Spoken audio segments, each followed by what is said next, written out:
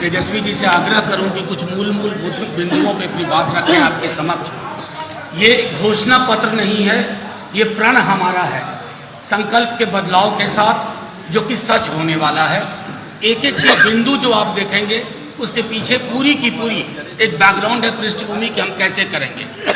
साथियों, रोजगार के सवाल पे, नौकरी के सवाल पे तेजस्वी जी ने स्पष्ट कर दिया है, आज से 20वें 21वें दिन प्रक्रिया शुरू हो जाएगी।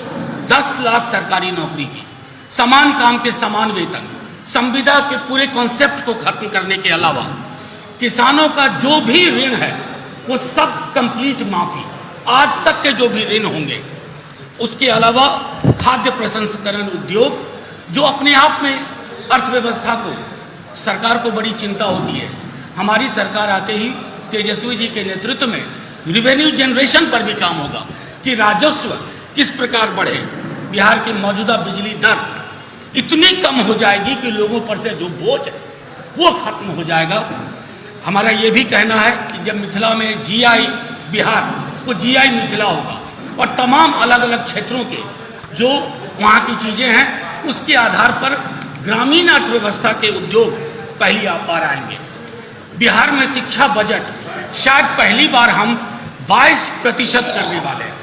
22% राजकीय बजट में शिक्षा के बजट का हिस्सा होगा।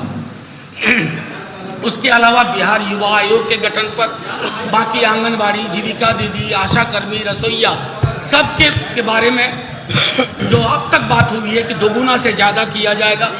गांव और शहर की सुविधाओं के फर्क को हम खत्म करके रख देंगे। और आखिरी में मैं कहना चाहूँगा कि पुरानी पेंशन योजना लाने को हम प्रतिबद्ध हैं। जैसे वित्त रहित महाविद्यालयों के बारे में बात हुई, वित्त रहित विद्यालयों के बारे में उनके कर्मचारियों की समस्या का निदान होगा। कंप्यूटर शिक्षक जो आंदोलनरत हैं उनकी समस्याओं का निदान करके उन्हें भी स्थायी किया जाएगा। संविदा नाम की कोई चीज़ नहीं होगी इस बिहार में, नए बिहार में तेजस्वी जी के नेतृत्व में। अब मैं आग्रह करूंगा कि मूल 2-4 बिंदुओं पर तेजस्वी जी आपके समक्ष अपनी बात रखें। देखिए, सबसे पहले सभी लोगों का स्वागत है। हमारे साथ प्रदेश अध्यक्ष जगदा बाबू जी, आदरणीय श्याम रजक जी, मनोज झा जी, लवली आनंद जी, मृत्युंजय तिवारी जी, सुनील जी, कारी शोहेब जी यहाँ आज उपस्थित हैं। ये मैनिफेस्टो नहीं है, जैसा कि मनोज जी ने आपको बताया, ये हम लोगों का प्रण है। प्रण हमारा संकल्प बदलाव का, जो कि सच होने वाला है। इसमें काफ़ी डिटेलिंग और काफ़ी विस्तार रूप हर एक क्षेत्र को लेकर के हर एक चीज़ों का ध्यान रखने का काम किया है, जिससे हम वाकई में बिहार को खुशहाल, बेहतर, समृद्ध बना सकते हैं। और हमने मुद्दों की बात की है और पहले भी हमने कहा था, जैसे कि सभी विषयों में रोजगार, कृषि, उद्योग, शिक्षा, रोजगार, महिला सशक्तिकरण और परिवार कल्याण, स्मार्ट गांव, खासतौर पे यहाँ स्मार्ट गांव का जिक्र किया गया है। स्वयं सहायता समूह के बारे में है, पंचायती राज संस्थान के बारे में है, सामुदायिक विकास और गरीबी उन्मूलन के बारे में है, पशुपालन एवं मत्स्य पालन के बारे में है, स्वास्थ्य सेवाएं के बारे में है, सरकारी सेवा से जुड़े हुए मुद्दे हैं, बिहार की सांस्कृतिक विरासत और रचनात्मक उद्योग के बारे में इसमें है, खेल नीति हमारी क्या रहेगी इसमें विस्तार रूप से दिया गया है, आधारभूत संरचनात्मक विकास के बारे में इसमें जिक्र किया गया है, जलवायु परिवर्तन से संबंधित हमारी जो प्रतिबद्धताएं हैं, ये सारे लगभग जो हैं हर एक चीज़ों का हमारा संकल्प बदलाव का विस्तार रूप से हर एक चीज़ दिया गया है। इसमें आदरणीय राष्ट्राध्यक्ष लालू प्रसाद जी का, पूर्व मुख्यमंत्री आदरणीय राबड़ी देवी जी का संदेश भी इसमें बिहार के लोगों को दिया गया है।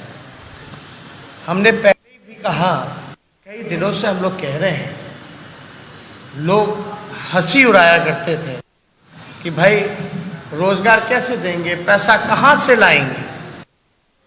हमने कहा रोजगार और नौकरी में अंतर है। रोजगार तो कचड़े साफ करने वाला भी रोजगार हुआ, पकौड़ा तलो वो भी रोजगार हुआ, नाले साफ करो वो भी रोजगार हुआ। लेकिन हम यहाँ 10 लाख सरकारी नौकरियों के बारे में जिक्र कर रहे हैं और पहले कलम से पहले मंत्रिमंडल के बैठक में ये सच होने वाला है कि देश के इतिहास में पहली बार इकट्ठे 10 लाख नौजवानों को सरकारी नौकरियां दी जाएंगी। 4.5 लाख नौकरियां रिक्त हैं स्वास्थ्य सेवाएं में, शिक्षा विभाग में, पुलिस महकमे में। 60% जूनियर इंजीनियर का पद जो है वो यानी doctor, nurse, compounder, lab technicians, engineers, professor, teacher, आपके पुलिस बल की जो क्षमता है, जो होनी चाहिए, जो कि अभी नहीं है। हमने उदाहरण भी दिया था मणिपुर जैसे छोटे राज्य का कि भाई 1 लाख आबादी पे वहाँ 1000 से ज़्यादा पुलिसकर्मी हैं, लेकिन बिहार में 1 लाख आबादी पर 77 पुलिसकर्मी हैं। तो इन सारे विभागों को अगर हम मिलाएं तो लगभग 4.5 लाख नौकरियां जो हैं कभी भी सरकार दे सकती है। और ये बजट में ऑलरेडी प्लान बजट में इन सारी चीज़ों का व्यवस्था है। पगार की बात होती है, सैलरी की बात होती है, क्योंकि ये पदे रिक्त हैं। बात आती है 5.5 लाख नौकरियों की, तो वो राष्ट्र औसत के मुकाबले हमको आना है। हमको बिहार बेहतर बनाना है। जहाँ फंसा हुआ है हमको वहाँ से निकालना है। तो निकालना है तो कम से कम जो नेशनल एवरेज है उसको हमको compete करना पड़ेगा, उसके औसत के मुकाबले हमको आना पड़ेगा। तो 4.5 और 5.5 लाख नौकरियां मिला के टोटल 10 लाख हो जाएगा। वादा करना हो भाजपा और डबल इंजन सरकार का जैसे करते रहे, तो हम लोग भी बोलते भाई 50 लाख नौकरियां देंगे। हम लोग भी शुरू से बोलते हैं कि 1 करोड़ नौकरियां देंगे, लेकिन 10 लाख ही क्यों? क्योंकि जो रिक्वायरमेंट है, चाहे पदे खाली हों या राष्ट्र औसत के मुकाबले आने के लिए। अब भाजपा वाले बताएं कि भाई उनका मुख्यमंत्री का चेहरा कौन है? नीतीश कुमार है। नीतीश कुमार को 10 लाख में हाथ खड़े कर दिए थे कि कहाँ से देगा, पैसे कहाँ, तो बीजेपी कहाँ से देगी? कौन करेगा? नेतृत्व तो नीतीश कुमार कर रहे हैं, उन्होंने तो पहले ही हाथ खड़ा कर दिया। तो ये बेवकूफ़ किसको बना रहे हैं? बोलते हैं पैसा नहीं है। बिहार का बजट लगभग 2,13,000 करोड़ का है, जिसमें खर्च केवल 60% होता है, 40% खर्च नहीं हो पाता। जो खर्च नहीं हो पाता 40% अगर कुल बजट का अगर निकाला जाए तो 80,000 करोड़ होता है। और डिप्टी सीएम सुशील मोदी कुछ और बयान ही कह रहे थे। अब कहाँ है? जल्दी स्वस्थ हो जाए, हम लोगों की शुभकामनाएं। लेकिन यही सुशील मोदी जी ने 2 बयान दिए थे, आपको याद होगा, 3 बयान, कि संसाधनों की कमी है जब मजदूरों को लाने की बात की जा रही थी। एक बार अपराधियों के सामने हाथ जोड़ लिया था पितृपक्ष के महीने में। चौथा हाफ पैंट में ये भागे थे जब पटना में जल जमाव था। और चौथा जो बेइज्जती इन्होंने करने का काम किया, जो रोजी रोटी कमाने जो मजदूर पलायन करके जाते हैं, बोलते शौक के लिए जाते हैं, मज़े के लिए बाहर जाते हैं, इसलिए पलायन करते हैं। तो ये है बीजेपी का चेहरा बिहार में, ये है। और चिट्ठी निकाला जाता है कि मजदूर भाई अगर आएंगे तो अपराध बढ़ जाएगा। अब क्यों खामोश है भैया सरकार? क्या हुआ? कुछ ऐसी अनहोनी तो नहीं होगी जो 40 लाख से भी ज़्यादा मजदूर आए? लेकिन सबके आँख ज़रूर खुल गए थे कि इतनी बड़ी संख्या में बिहार में हुआ है, किसी ने देखा नहीं था। लेकिन लॉकडाउन के दौरान सब लोगों का जो आँख था वो खुल, जो पर्दे लगे थे वो पर्दे, चाहे कृषि का क्षेत्र हो, नौजवान की बात हो, महिला सशक्तिकरण की बात हो, स्वयं सहायता समूह, आंगनबाड़ी से लेकर के जो हमारी विकास मित्र है, जो आपके जीविका हैं, ये जितनी स्वयं सहायता समूह हैं, सबके मानदेय को लगभग दुगुने से ज़्यादा हम लोग बढ़ाने का काम करेंगे, नियमित करने का काम करेंगे। और एक बात और, नियोजित शिक्षकों को लेकर जो था समान काम समान वेतन, उसको भी लेकर के हम लोग जो है समान काम समान वेतन हम लोग करेंगे। जो 10 लाख रोजगार की बात, नौकरियों की, सरकारी नौकरियों की बात कर रहे हैं, ये कोई प्राइवेट का अलग से नहीं है। जब कारखाने लगेंगे, हमारी उद्योग नीति क्या है इसमें विस्तार रूप से है,